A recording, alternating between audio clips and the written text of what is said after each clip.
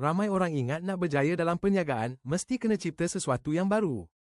Tapi kalau kita tengok sejarah dunia, Jepun, Korea dan China tidak bermula sebagai pencipta. Jepun dulu meniru kereta Amerika dan UK. Mereka tiru, kemudian perbaiki dan akhirnya jadi lebih baik daripada asal. Sampai hari ini, industri otomotif dunia belajar daripada sistem Jepun. Korea pula meniru teknologi Jepun.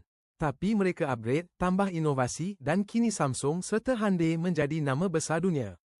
China pun sama. Dulu dianggap copycat, tetapi hari ini mereka menguasai teknologi telefon, kereta elektrik dan AI.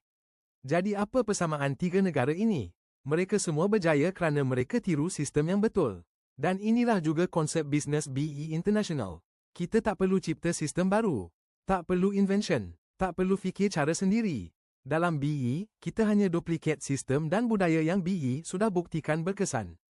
Sistem training dah siap. Sistem produk dah siap. Sistem marketing dah siap. Kita hanya ikut langkah satu persatu.